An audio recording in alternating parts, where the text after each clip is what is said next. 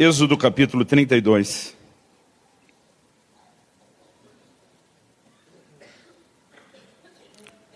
Nós vamos ler do versículo 15 até o versículo 19.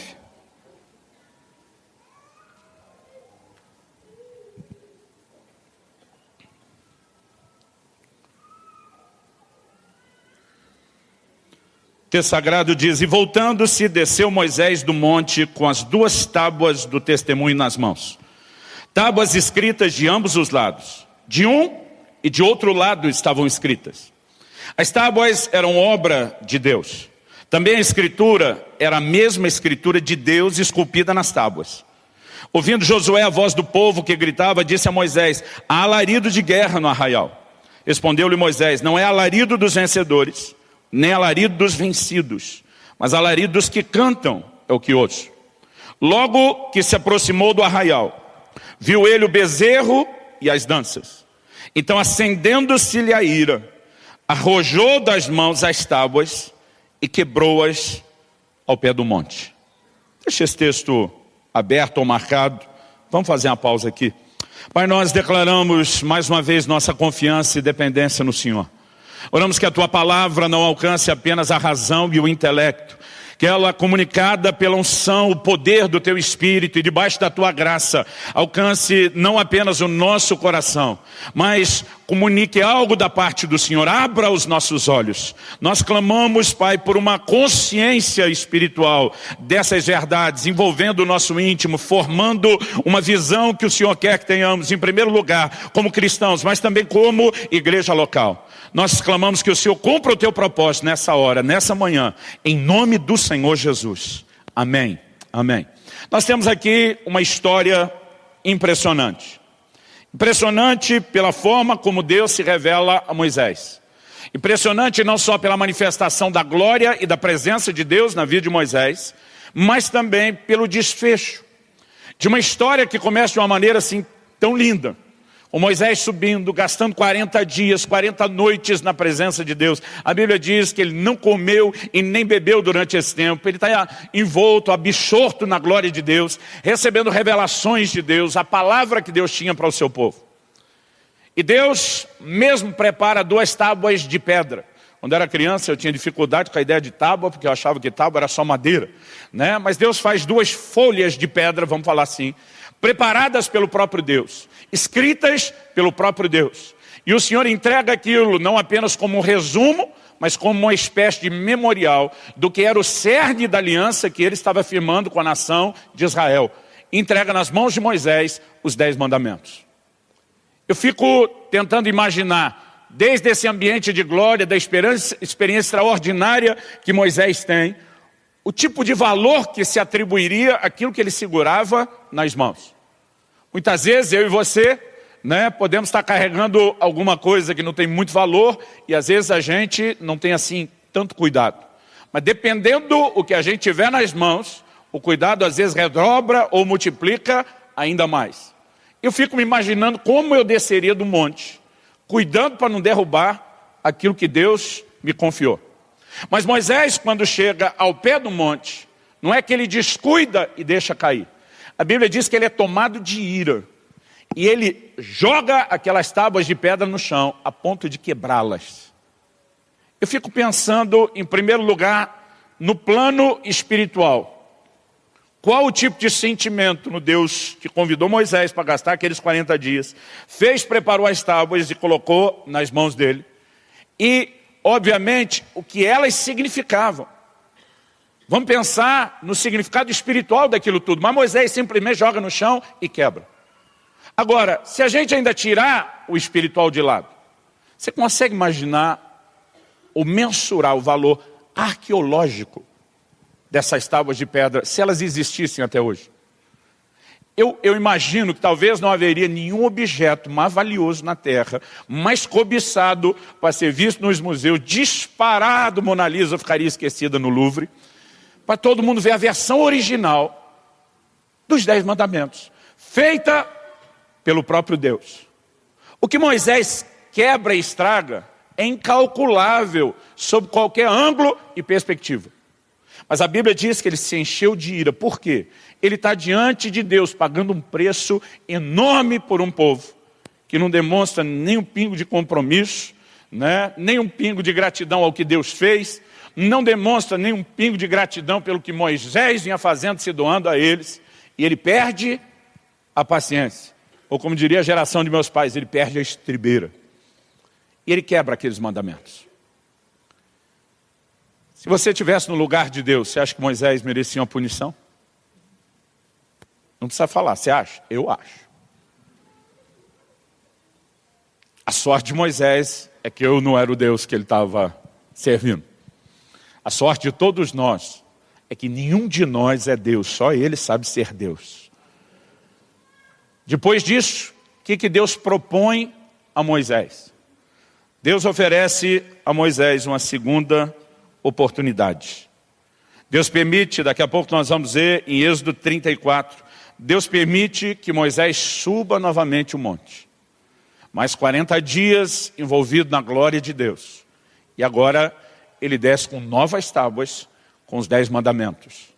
Deus não apenas perdoou Moisés pelo seu erro.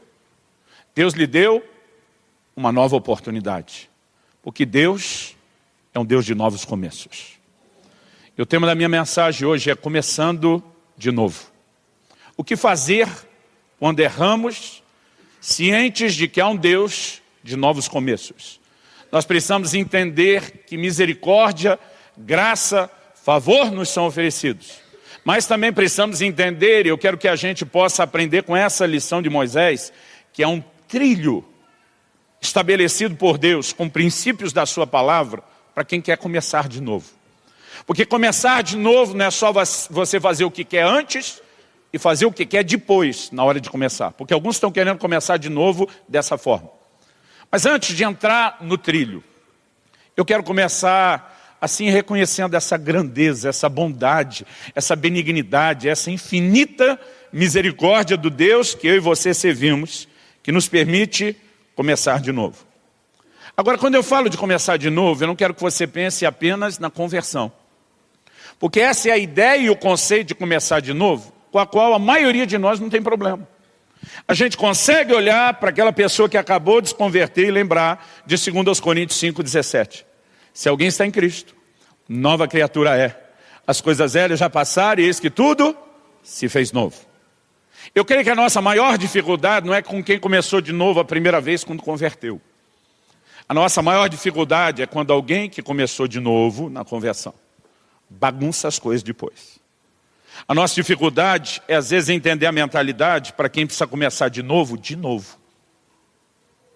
Começar de novo uma outra vez, além daquela do início da caminhada. E muitas vezes a gente acaba não tendo o mesmo coração. Prova disso é que desde o início da igreja, há orientações, há advertências que mostram esse tipo de coração precisando ser trabalhado pela visão correta da parte de Deus, do coração do Senhor, né, da sua visão. Por exemplo, em Gálatas 6:1, Paulo diz assim: irmãos, se alguém for surpreendido em alguma falta, eu não acredito que a maioria acorda planejando que bobagem eu posso fazer para estragar meu relacionamento com Deus. Ele fala que a falta é algo no qual alguém foi surpreendido, vacilou, deu bobeira, não vigiou, cedeu à pressão ou à tentação. E ele diz: se alguém for surpreendido em alguma falta, vós que sois espirituais, corrigiu. Então, se teve falta, precisa de correção. Por favor, diga amém. Só que ele diz o seguinte: corrigiu com espírito de brandura. Tipo, é necessário correção, mas não termina de acabar com essa pessoa. E além dele falar do espírito de brandura, ele diz o seguinte: e guarda-te para que não sejas também tentado. Ele diz: podia ser com você. Você pode vacilar na mesma área. Você pode tropeçar na mesma área. Então, eu percebo que esse tipo de orientação tinha, obviamente, claramente, um propósito. Ajudar os crentes a ter uma atitude correta com alguém que foi surpreendido em alguma falta e precisa começar de novo. Há textos que vêm desde a velha aliança, como Salmo 37, 23 e 24, que diz: o Senhor firma os passos do homem bom e no seu caminho se compraz. Se cair, tem um condicional, não quer dizer que isso vai acontecer. Se cair, não ficará prostrado, porque o Senhor o segura pela mão. O texto não está dizendo que o Senhor segura com a mão para não cair. Apesar de ter caído, a Bíblia diz, Deus não vai deixar no chão. Significa que agora Deus pega com a mão e diz: eu estou disposto a levantar você novamente. Eu quero colocar você novamente nos trilhos e na caminhada. Provérbios 24:16 diz: porque 7 vezes cairá o justo e se levantará, mas os perversos são derrubados pela calamidade. Talvez isso possa ter ajudado a mentalidade dos apóstolos quando diz: Senhor, até quanto eu tenho que perdoar alguém? Qual é o limite? Porque o livro dos Salmos fala de uma queda e o Senhor levanta. O livro de Provérbios está dizendo 7 vezes. Talvez isso tenha ajudado a mentalidade do apóstolo a dizer: o limite de perdão deve ser 7. E aí o Senhor diz que nós temos que estar disposto a perdoar não só 7, 70 vezes 7 por dia. Que a cada novo dia zera a conta e começa de novo. E Deus não pediria para mim e para você fazer algo que Ele primeiro não esteja disposto a fazer ou que Ele não faça. Nós precisamos entender que Deus é um Deus de novos começos. Irmão, se eu fosse Deus, Moisés, depois de matar aquele egípcio, não ia liderar o meu povo. Mas graças a Deus eu não sou Deus. E se eu fosse Deus e tivesse dado uma primeira chance para ele, quando ele matou o egípcio, quando ele quebrasse as tábuas da lei, eu ia dizer: agora cartão vermelho para você, moça. Você está fora. Se eu fosse Deus, nunca que o Arão, que fez o bezerro de ouro, que corrompeu e perverteu o povo, que foi o que levou Moisés a ficar com aquela ira, quando ele vê toda a adoração, aquele ídolo, ao bezerro de ouro construído por Arão, seu irmão. Se eu fosse Deus, e nunca que Arão seria o sumo sacerdote, o chefe de toda a tribo ministerial depois disso. Mas graças a Deus que eu não sou Deus, que Ele é que é e que Ele sabe ser Deus. Se eu fosse Deus, provavelmente Davi, depois do episódio... Irmão, a parte de Batseba eu consigo perdoar mais fácil Davi. O difícil é perdoá-lo pelo que ele fez com Urias. Eu, quando garoto, às vezes ia para Deus: é sério que eu e Davi vamos dividir o mesmo céu? Se eu fosse Deus, Davi estava lascado. Mas graças a Deus eu não sou Deus, Ele é que é Deus. E Ele sabe ser um Deus de novos começos. Se eu fosse Deus, Pedro, depois de me negar 3 vezes, podia até ficar na equipe apostólica, mas não seria o líder da igreja. Mas graças a Deus que eu não sou Deus. Ele é Deus. E Ele sabe ser esse Deus de novos começos. Quantos são gratos a Deus por isso? Eu acredito que a gente não precisa gastar tempo estudando o fato de que Deus é um Deus de novas oportunidades e novos começos. Isso está muito claro, fundamentado, e se a intenção fosse falar só disso, eu poderia parar aqui. O que eu quero tomar um pouco do nosso tempo nessa manhã, talvez tentando esmiuçar isso um pouco melhor, é que o Deus de novos começos, que está disposto a deixar alguém a começar de novo, Ele tem um trilho de princípios que Ele estabeleceu e Ele não pode negar. E eu gostaria que, na segunda oportunidade que Ele deu a Moisés, como nós vamos ver aqui, a gente pudesse enxergar com clareza esse trilho. Então abra, por favor, sua Bíblia. No livro de Êxodo, agora no capítulo 34.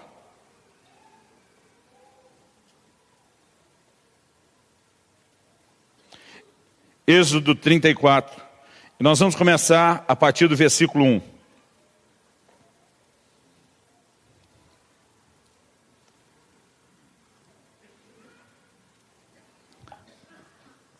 Então disse o Senhor a Moisés: lavra 2 tábuas de pedra, como as primeiras. E eu escreverei nelas as mesmas palavras que estavam nas primeiras tábuas, que quebraste. E prepara-te para amanhã, para que subas pela manhã ao monte Sinai, e ali te apresentes a mim no cimo do monte. Ninguém suba contigo, ninguém apareça em todo o monte, nem ainda ovelhas, nem gado se apacentem de fronte dele. Lavrou, pois, Moisés 2 tábuas de pedra como as primeiras. E levantando-se pela manhã de madrugada, subiu ao monte Sinai, como o Senhor lhe ordenara, levando nas mãos as 2 tábuas de pedra. Tendo o Senhor descido na nuvem, ali esteve junto dele e proclamou o nome do Senhor. Vamos prestar atenção nesses primeiros 5 versículos de Êxodo 34.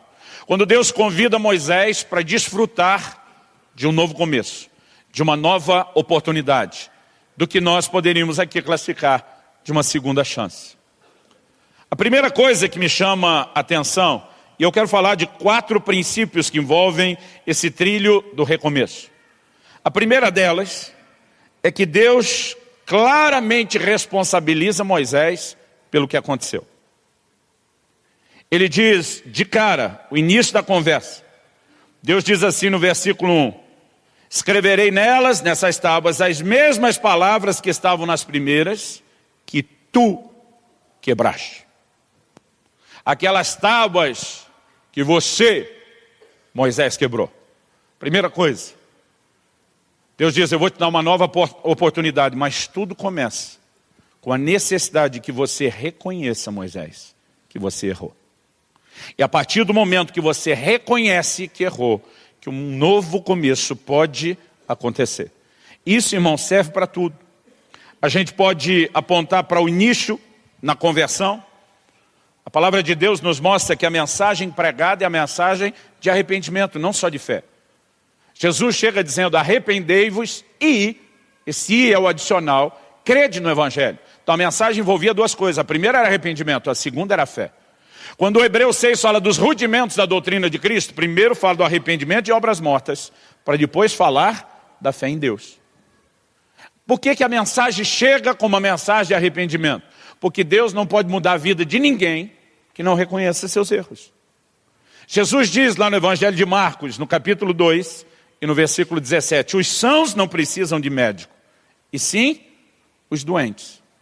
Mas se você pega a alegoria que Jesus está apresentando, o médico é ele.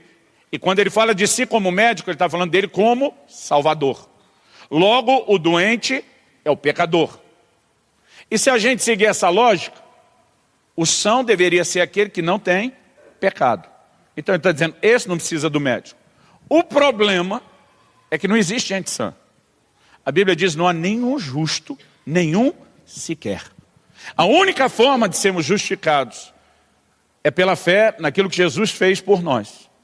Então, não há ninguém justo de si mesmo. Quando Jesus está dizendo, o são não precisa de médico, ele não está dizendo que haja um ser humano nessa terra que não precise dele. Ele está dizendo que quem não se enxerga como doente, a ponto de reconhecer que eu é que tenho a cura, esse eu não tenho nada para fazer por ele.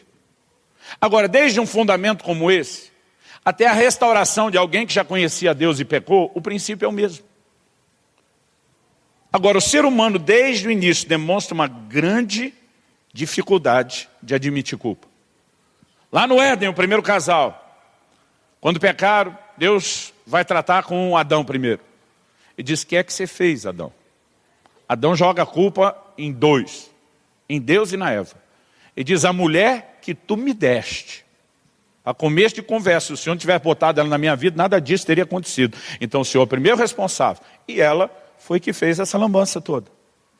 O Senhor vira e diz, pois é, Eva, o que você tem a dizer? Ela diz, foi o diabo. Sempre aquele miserável do Satanás, estragando, bagunçando, atrapalhando a nossa vida. Irmão, aqueles 2 têm a capacidade de dizer, Deus tem a culpa, outra pessoa tem a culpa, o diabo tem a culpa. Alguns anos atrás aqui eu preguei uma série de mensagens, 3 domingos. A primeira era, não culpe a Deus. A segunda era, não culpe aos outros. E a terceira era, não culpe o diabo. Nós precisamos aprender a assumir responsabilidade dos nossos erros. Em Deuteronômio, no capítulo 1, no versículo 37, quando Moisés está falando de outra mancada dele, que fez com que ele não entrasse na terra prometida, ele, diante do povo de Israel, diz, por causa de vocês, Deus não me deixou entrar na terra. Eu fico olhando e diz, bonito isso, né, Moisés? Quem perdeu a estribeira foi você. Quem feriu a rocha em vez de falar foi você. Não, mas foi vocês que me tiraram do sério. Foi vocês que me fizeram errar. Toda pessoa tem uma inclinação a essa dificuldade de reconhecer os erros. Eu me lembro, logo no primeiro ano nosso como igreja, eu me lembro de um dia que eu estava atendendo um casal. Os dois entraram, sentaram, eu tudo bem, e disse, pastor, quando a gente marca para conversar com o senhor, porque normalmente não está bem. Eu falei, tá bom, foi mais força de expressão do que esperar esse excesso de honestidade de vocês. Não, nós viemos para mostrar o quanto não está bem. Eu falei, ok, quem começa? O marido disse, ela. Eu falei, para você tudo bem? Ela falou, ótimo. Irmão, pensa numa mulher que descascou o marido. No meu emocional, parece que foi mais de meia hora. Mas vamos dizer que tenha sido de 15 a 20 minutos, ela falando sem parar. Esse homem não vale nada. Ele é isso, ele é aquilo. Irmão, pensa numa lista que não terminava. E depois daquele tempão falando, quando ela terminou, minha cabeça estava até às 11. Aí eu virei para o homem e falei, e você, o que tem a dizer? Ele falou, eu concordo com ela, é isso aí mesmo. Eu falei, não. Você está debaixo de coação? Ela ameaçou você? Ele falou, não, pastor, eu sou esse tralha mesmo. Gente, eu queria parar a conversa para sair comemorar. Porque eu não me lembro de alguém que tenha sido tão honesto em dizer, o problema sou eu. Eu falei, gente, tem solução. Porque a maior barreira já foi vencida. Eu sei que o desafio é grande. Mas quando não começa com o reconhecimento, não vai andar. Agora, muitas vezes eu vejo pessoas que estão empacadas. Essa quebra de Moisés, das tábuas da lei, não é algo que eu e você vamos repetir na nossa vida de forma física, literal. Então eu quero que a gente pense na quebra das tábuas com duas perspectivas. A primeira, a definição de pecado é a da quebra da lei. Então eu quero essa figura simbólica dele quebrando a lei, como muitas vezes eu e você quebramos ou transgredimos os mandamentos de Deus, ou seja, pecado. Mas o erro de Moisés não foi só isso. Por que ele passou 40 dias ouvindo as instruções de Deus? Porque Deus lhe deu uma missão. Ele tinha um papel a cumprir.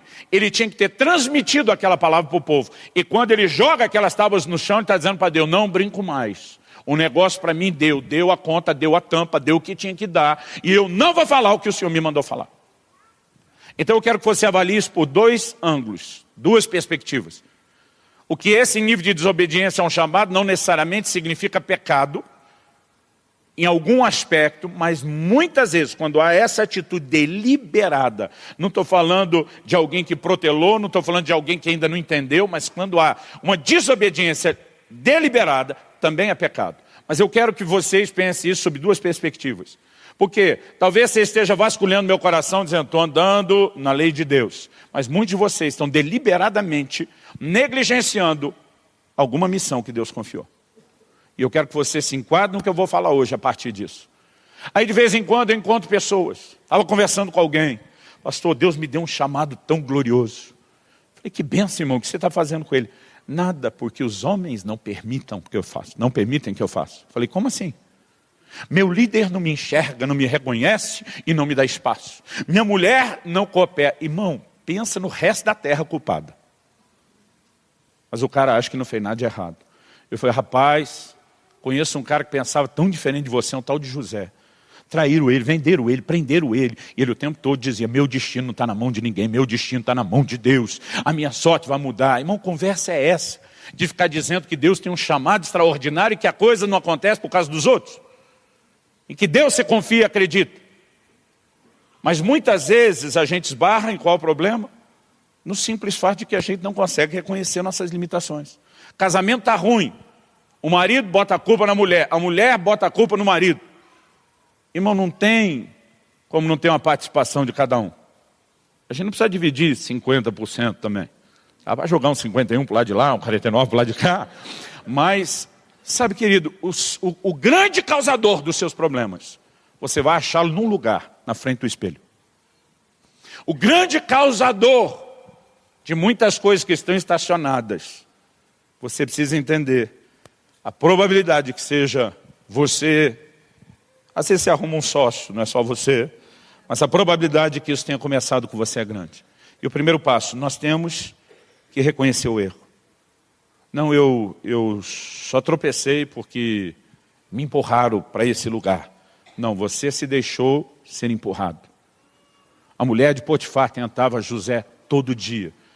Criou-se uma oportunidade. agarrou ele em casa e disse, se não for para a cama comigo, acaba com a sua vida miserável. E diz, então acaba, porque eu não vou pecar. Irmão, nós temos exemplos bíblicos e na história de gente que não aceitou nenhuma desculpa. E diz, eu sou responsável pela minha conduta, eu sou responsável pelas minhas escolhas. Agora, quando você já não fez a escolha correta antes e errou, não consegue partir da premissa básica de dizer, fui eu que baguncei as coisas. Não tem novo começo que aconteça. Deus diz, não, Moisés, o negócio é o seguinte, você é o responsável, você quebrou, foi você que quebrou as tábuas. Vamos consertar? Vamos. Você admite que foi você? Sim. Então vamos para o próximo passo. Qual foi o próximo passo? Moisés teve que subir o monte de novo. Gastar mais 40 dias e 40 noites. Irmão, deixa eu dizer uma coisa. Só subir o Sinai já é um desafio. Eu fiz isso uma vez, fiquei me perguntando se ele não ficou 40 dias lá em cima só para descansar. São horas e horas e horas subindo. E hoje, com a modernidade, os turistas têm alguns auxílios. Tem lugar que colocar escada, tem lugar que tem onde segurar. Mas, irmão, pensa num negócio alto. A gente leva horas e horas, é uma canseira só de subir. Agora, diferente da primeira, porque na primeira Moisés só desceu com as tábuas de pedra. Agora Moisés tem que subir com as tábuas, que na primeira ele não subiu, ele só desceu. Ele tem que passar de novo 40 dias e 40 noites, sem comer nem beber. Ele tem que ouvir tudo de novo, as mesmas coisas que Deus já tinha falado antes. Para descer escrito nas tábuas a mesma coisa que tinha sido escrita antes. Será que você entende o que é o segundo estágio? O segundo estágio significa que existe misericórdia para quem erra, existe oportunidade de começar de novo. Mas eu e você vamos ter que lidar com as inevitáveis consequências. O Senhor falou para Moisés, Moisés, você reprovou. Ô Senhor, reprovei só o último bimestre, vou ter que fazer o ano todo de escola. Quando você reprovou lá no fim, você estragou tudo que você tinha feito durante o ano inteiro. Então nós vamos repetir tudo de novo.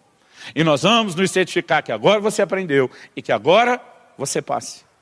Mesmo quem tem a oportunidade de começar de novo, não vai escapar de consequências. E o segundo passo para quem quer começar de novo é aceitar as consequências. É voltar ao início do estágio onde se foi reprovado. Davi pecou e teve a oportunidade de começar de novo.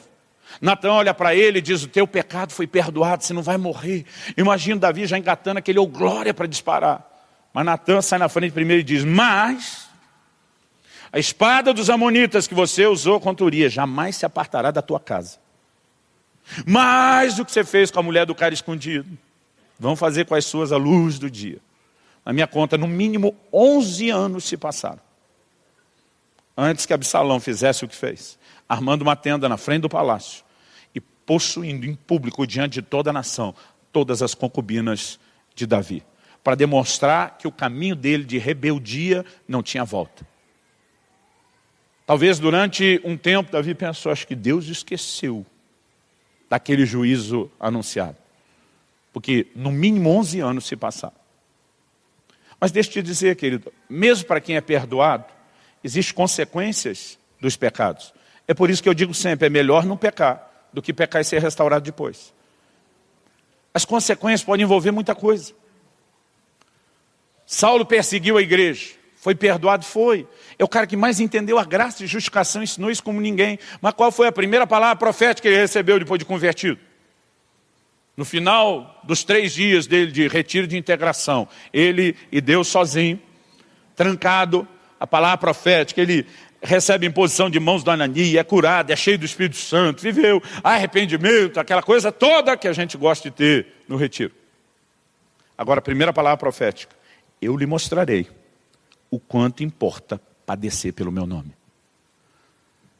O Senhor Jesus está dizendo, eu te perdoei, bonitão, de tudo que você fez para a minha igreja.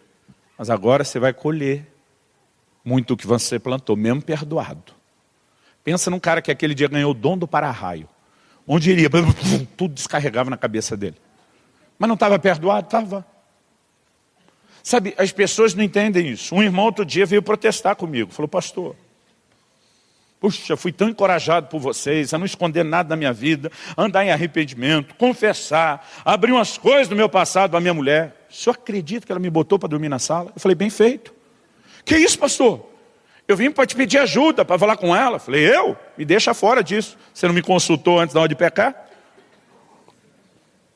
Pastor, ela tem que me perdoar. Eu falei, ela tem. E ela vai te perdoar. Agora, deixa eu te dizer uma coisa.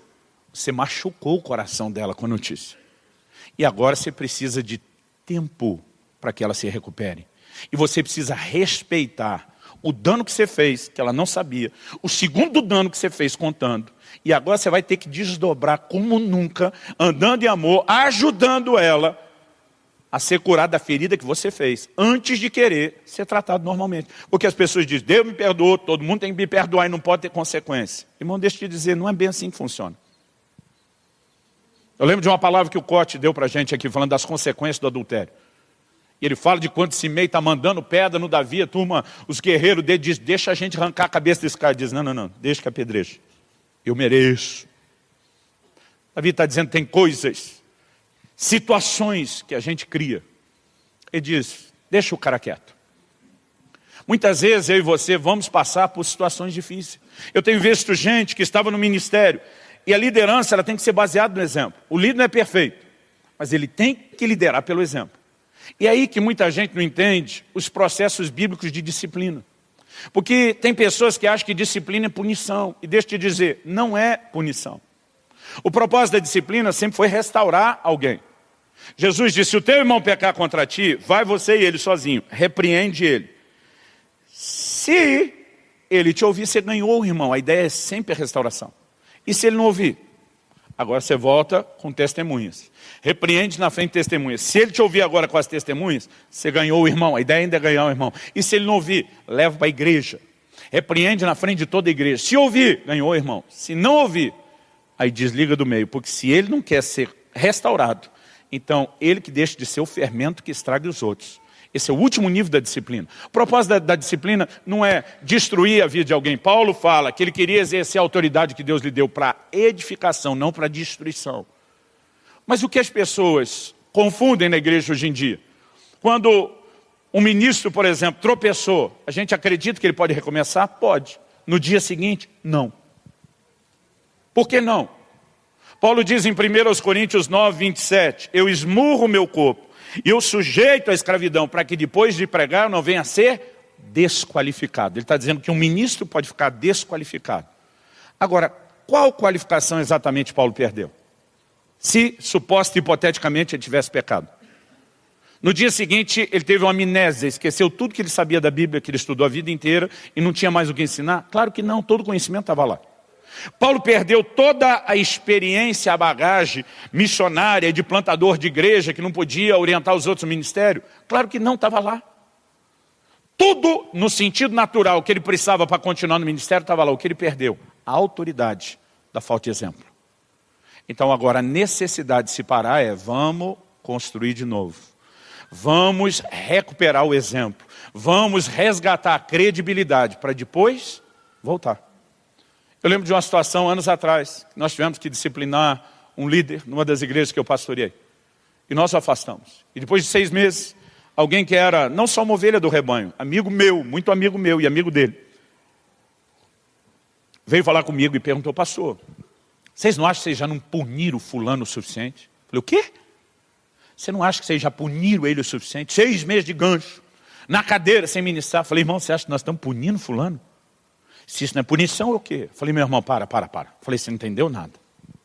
Esse cara depois que pecou, ficou 7 dias enfiado no meio do mato, sem comer nem beber, sem tomar banho, profundo arrependimento. Eu tenho certeza que Deus o perdoou. Ele falou, eu também. Eu falei, pois é. Depois ele veio e abriu para nós os pastores. Não só confessou, pediu perdão, nós o perdoamos. Ele abriu com a família o perdoou. Ele fez questão de vir diante da igreja, reconhecer o seu erro, pediu perdão e a igreja o perdoou. Eu falei, se Deus e o mundo perdoam ele, quem somos nós para punir o pecado dele? Aí o cara olha para mim e diz, exatamente. Eu falei, você não entendeu que nós não estamos punindo. O problema é que agora ele tem consequências. Ele perdeu o exemplo. E não é porque ele foi perdoado por Deus e o mundo que está qualificado para voltar correndo. Então agora nós temos todo um processo. Nunca vamos desistir dele, Nunca vamos deixar de acreditar e cooperar com ele até que ele volte. Mas ele não vai voltar correndo. Quem consegue entender a diferença? A consequência, gente, sob vários ângulos. Camarada roubou no trabalho, pediu perdão a Deus, que ele não sabia que ele estava sendo filmado. Aí ele chega para o chefe que vai dar justa causa dele: seu ignorante, você não sabe que Deus me perdoou? Não faz sentido, mas as pessoas às vezes querem viver sem isso. Então, já é difícil alguns passar no teste e reconhecer e admitir o erro. E aí outros enroscam no segundo, de não aceitar as consequências. Eu quero dizer, se você errou, as consequências vão aparecer. E você agora tem que ser paciente em dizer: eu vou enfrentar cada uma delas. Eu voltei no início do ciclo. Eu vou fazê-lo de novo, dessa vez com fidelidade, para não ser reprovado mais. Eu vou terminar e eu vou seguir adiante. Quem está entendendo, diga amém. Pastor, o senhor está pregando só para tentar me restaurar? Não. Estou pregando para uma multidão, para um exército que Deus vai usar para restaurar a vida de muitos outros também. E nós precisamos saber apontar um trilho. Nós precisamos saber direcionar essas pessoas. Algo que Deus tem falado sobre essa casa desde o início. A gente tem como aniversário do início da igreja aquela primeira célula que nós fizemos na viradinha de junho para julho de 2005 na casa do Marciano. Mas desde fevereiro do mesmo ano, a gente já começou a se reunir para orar, planejar a vida da igreja. Eu lembro que em março nós já começamos a providenciar a papelada toda da fundação e do estabelecimento da igreja. Eu lembro que nessa fase de oração, no mês de maio de 2005, um dia Deus me deu uma palavra que eu não vou esquecer.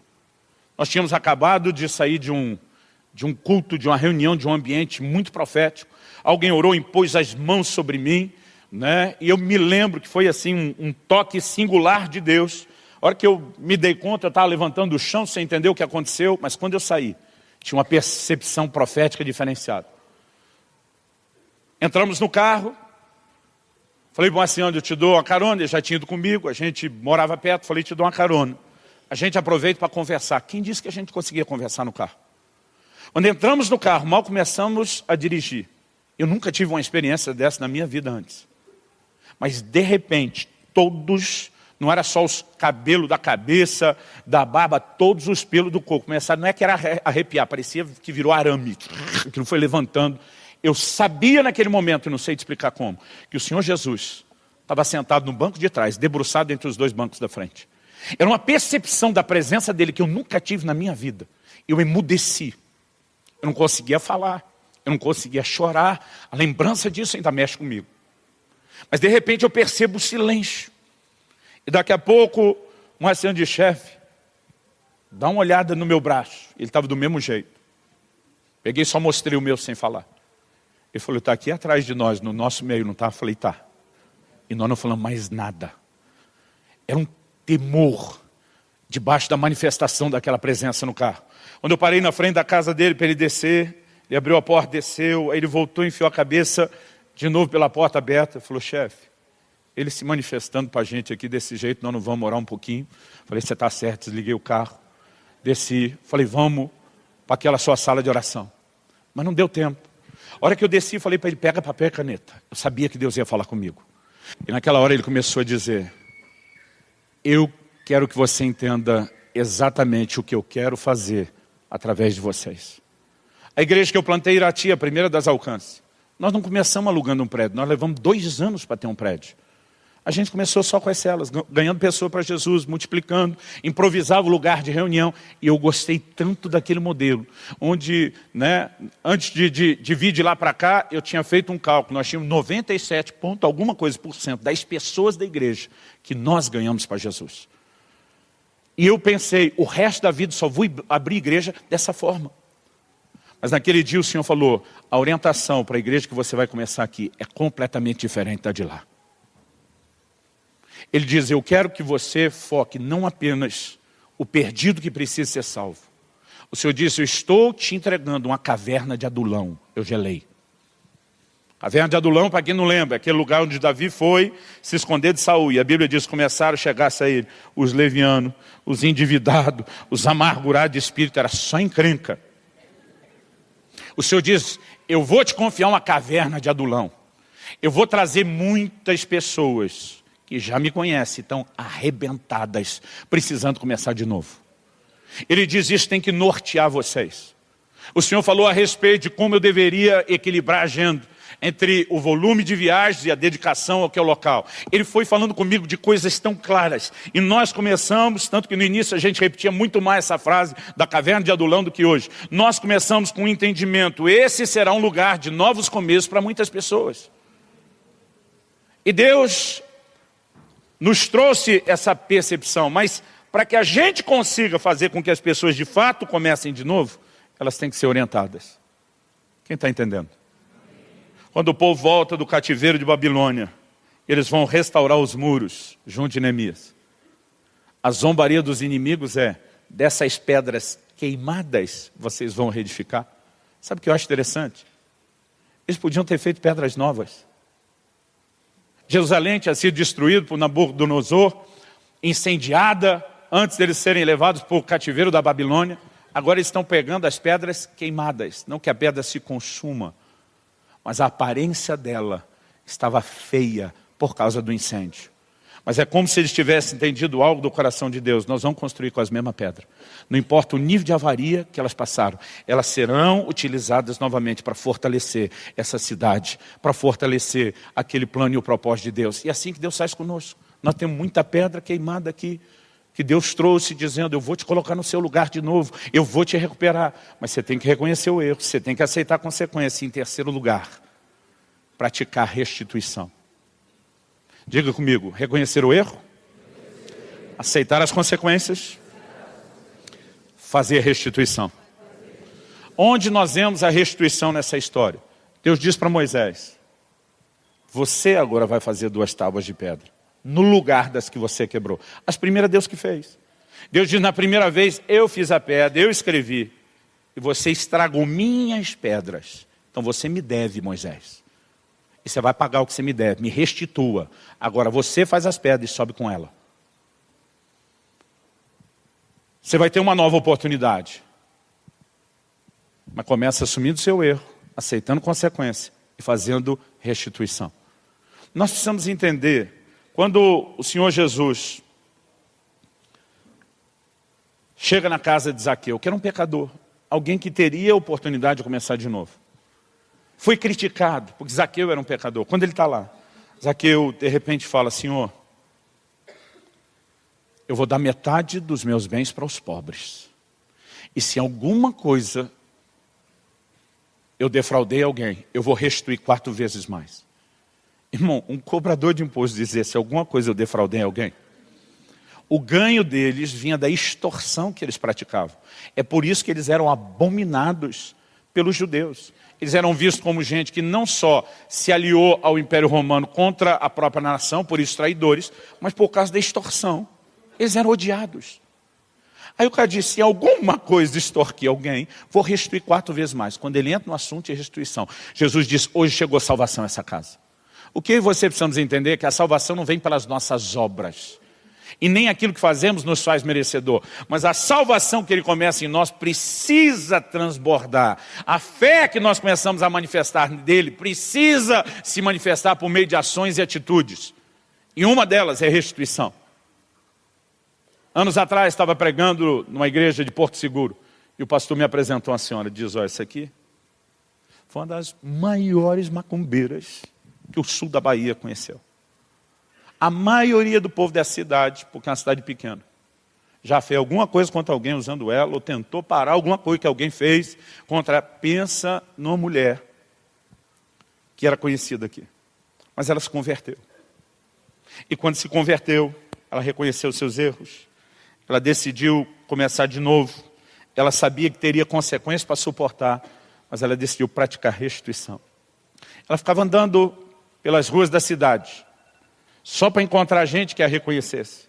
E quando alguém chamava ela pelo nome, né, e demonstrava reconhecer, ela perguntava, alguma vez fiz algum trabalho que você me pediu? Sim. Ela dizia, eu quero te pedir perdão. Primeiro porque eu estava no engano e eu não sabia com o que eu estava envolvido. Hoje me converti, as pessoas se enganam, não, tudo bem. Diz, não, o que vocês não sabem, que a maioria de vocês, quando me pedia para endireitar alguma coisa, quando você saiu, eu já jogava uma praga para você voltar com outro e me dar mais dinheiro. As pessoas estatelavam os olhos e diziam, eu não tenho como te devolver o dinheiro. Eu posso orar para que qualquer dano que eu trouxe seja revertido. Mas eu estou te pedindo perdão. Eu sou uma nova criatura. Jesus me transformou, me permitiu começar de novo. Mas eu preciso que você me perdoe. Sabe o que é isso? Restituição. Tem muita gente querendo varrer a sujeira para debaixo do tapete. Eu me lembro de uma ocasião que eu cheguei num negócio, não era uma visita pastoral. Eu fui como um cliente para uma visita comercial num negócio de um casal cristão. Quando cheguei lá e botei o pé dentro do estabelecimento, Deus me deu uma visão. Eu vi 2 alianças desses anéis que usamos no casamento. Uma delas estava quebrada. Eu entendi na hora. Falei, um dos 2 quebrou a aliança matrimonial. Por estatística e amostragem, fui primeiro em cima do marido. Então vem cá. Como que está essa área da sua vida? Pastor, desde que eu fui cheio do Espírito Santo. Pensa num cara que sabe que andar em vitória. Eu comecei, enquanto ele falava, o Espírito Santo me falou, não é ele. Fiz tudo o que tinha que fazer, gastei tempo, resolvi a questão. Na hora de ir embora, que a casa deles era colada atrás, emendada no estabelecimento. Na hora de ir embora, falei para ele, sua mulher está aí? Ele falou, tá. Você poderia chamá-lo um instante? Falei, claro. Telefonou, daqui a pouco ela apareceu. Falei, pastor, eu vou atender mais alguém. O senhor fica à vontade. Falei, claro. Ele estava mais ou menos uns 10 metros. Quando ela chegou, eu falei, querida, tudo em paz, tudo, pastor? O senhor está precisando de mim? Eu falei, sim, eu preciso te contar uma coisa. Quando eu entrei aqui agora há pouco, Deus me deu uma visão e eu vi isso. Quando eu falei isso, ela já emudeceu e branqueou. Eu falei, fui primeiro em cima do seu marido, mas Deus me disse que não é ele. Ela começa na hora, os olhos ficam cheios de lágrimas, escorreu. Ela disse, pastor do céu, foi uma vez só. Eu falei, querido, esse tipo de pecado não tem marcação de quilometragem. Não é assim que funciona. Eu falei, você quebrou a aliança. Então, eu só preciso te fazer uma pergunta. Quem vai contar para ele? Eu ou você? Pastor, pelo amor de Deus, o senhor vai destruir meu casamento. Eu falei, Quem destruiu foi você. Deus me mandou aqui para arrumar. Não jogue assim em cima de mim, não. Quem destruiu foi você. Se você quer que as coisas consertem, você vai ter que assumir o erro. Vai ter que aceitar as consequências. Vai ser dureza. Vai. E foi. Foi difícil. Mas Deus fez uma obra linda naquele casal. Mas tem que ter restituição. As coisas no plano espiritual, querido, não funcionam quando fica varrido para debaixo do tapete. Agora, eu lembro que ela falou, eu falo. Eu falei, então tá bom. Ela diz, e o senhor não vai a lugar nenhum. O senhor vai ficar aqui para participar da conversa. Nós tivemos um árduo trabalho. Mas nós vimos Deus fazer algo extraordinário na vida daquele casal. Eu acredito que mentiras praticadas ao longo dos anos não deveriam ser confessadas só a Deus. Deveriam ser confessadas às pessoas que nós ferimos. Obviamente, não quero que ninguém saia daqui correndo de forma irresponsável, achando que tem que arrumar tudo, talvez sem ter orientação. Porque alguns não têm bom senso. Não preparam, não oram, não buscam ajuda de Deus, não entendem a maneira de fazer. Mas eu quero te dizer, se você quer viver a plenitude da restauração, vai ter que ter restituição. E para terminar. Durante alguns anos eu só pregava esses 3 primeiros passos. E eu me lembro que no 3º ano da nossa igreja, logo depois do aniversário de 3 anos, de 2008, um dia o Espírito Santo falou, para que você acha que serve essa caverna de Adulão que eu te confiei? Foi para a gente restaurar as pessoas. Ele falou, esse é o seu problema. Você não entende o que é restaurar as pessoas. Você está tentando apenas fazer com que eles voltem a ser bons crentes conectados comigo. Ele dizia, até agora você não prega a fase final da restauração. Eu falei, o que é que sobrou disso?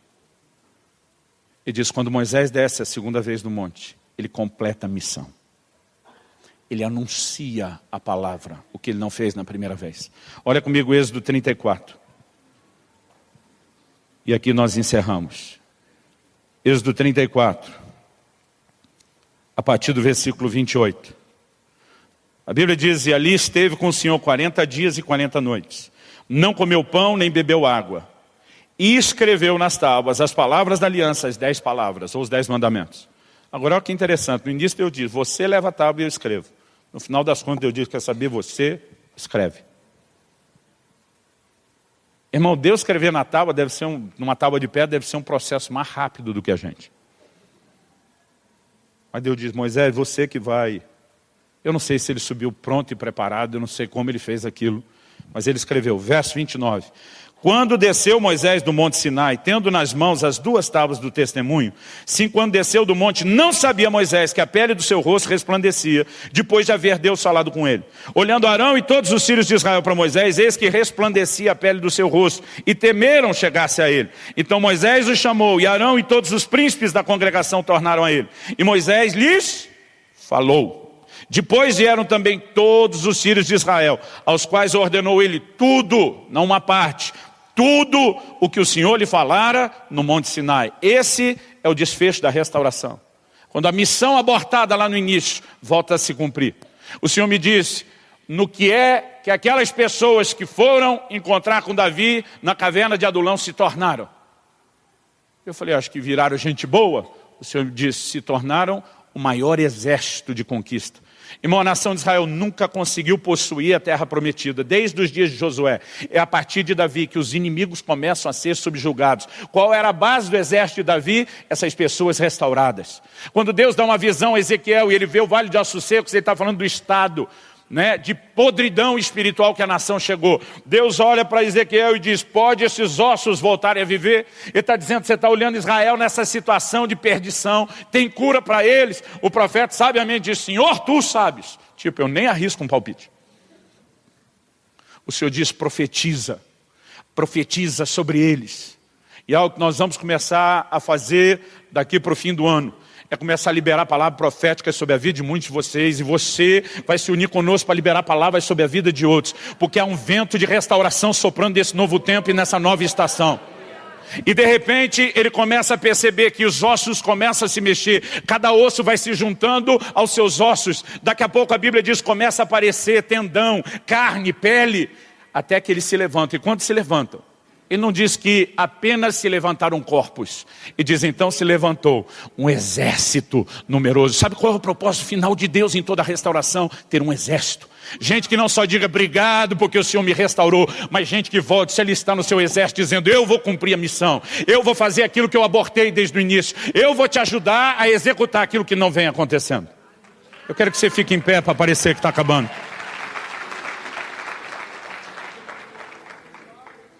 Aquele dia, 10 anos atrás, o Espírito Santo falou comigo. E disse, você tem um preconceito muito grande com a figura de Sansão. Não pensa num cara que me dava raiva quando eu li a Bíblia, era o Sansão. Eu dizia, bicho cabeção, como que estraga tanta coisa boa que Deus deu para ele como deu? E o Senhor me diz, por causa dessa forma como você olha para ele, você até hoje não conseguiu tirar uma lição importante, que faz parte desse quarto processo. Dessa quarta parte do processo. Eu falei, o que é que tem no Sansão? O Senhor disse, Sansão falhou. Mas eu dei a ele uma oportunidade de recomeçar. Eu falei, como assim? Qual era a missão que eu dei para ele? Pensei, abri lá no livro de Juízes. O anjo anuncia, ele vai livrar Israel da mão dos filisteus. Esse era o seu propósito, essa era a sua missão.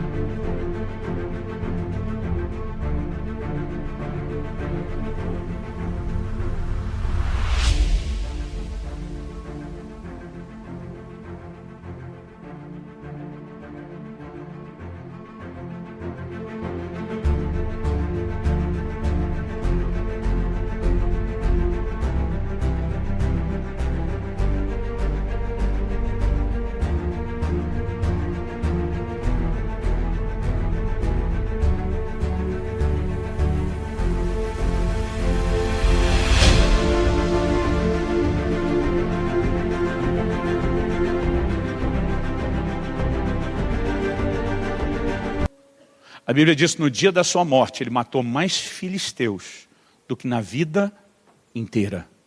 Se isso não é voltar à essência do propósito, me explique o que é. Agora ele sabia que teria consequências. Ele diz, eu encerro minha carreira aqui. Mas todo o tempo que eu perdi, eu quero acelerar tudo que eu podia daqui para frente. Mesmo que eu morra junto, eu quero cumprir o propósito.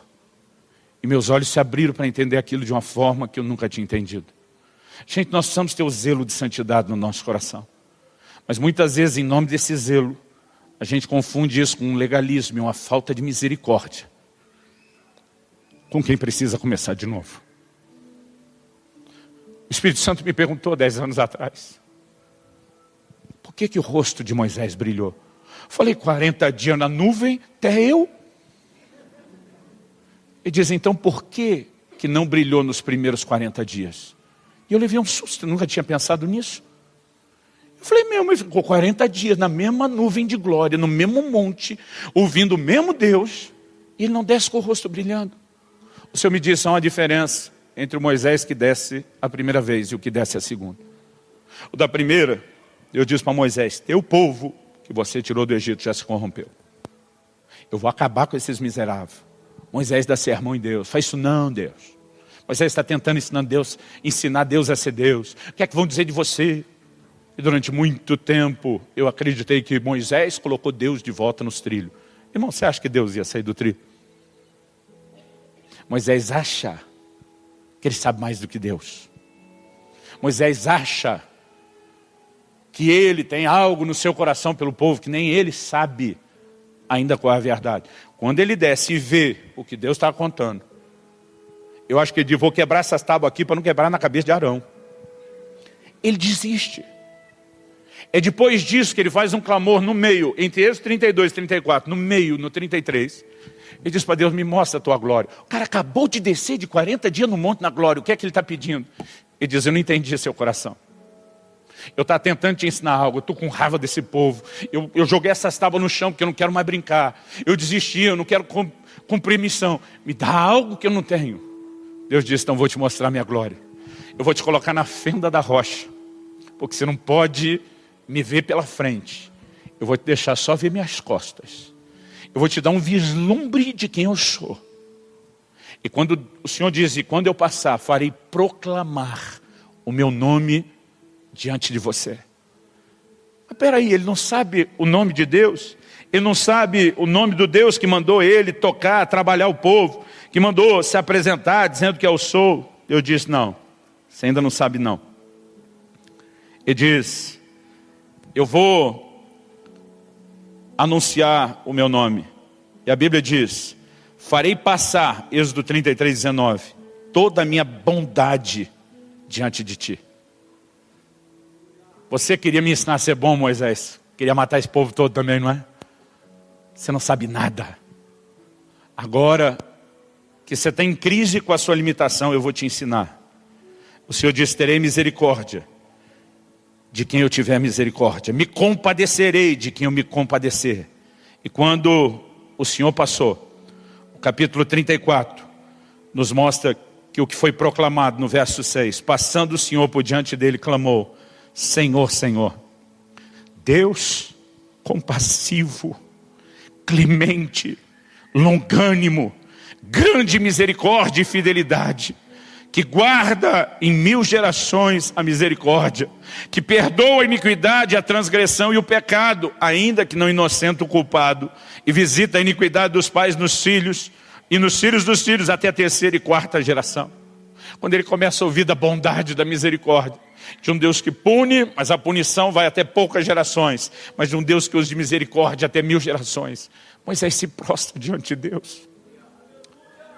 Naquele dia Deus falou, meu coração, a minha glória não se manifesta na vida de quem não sabe exercer misericórdia para os outros.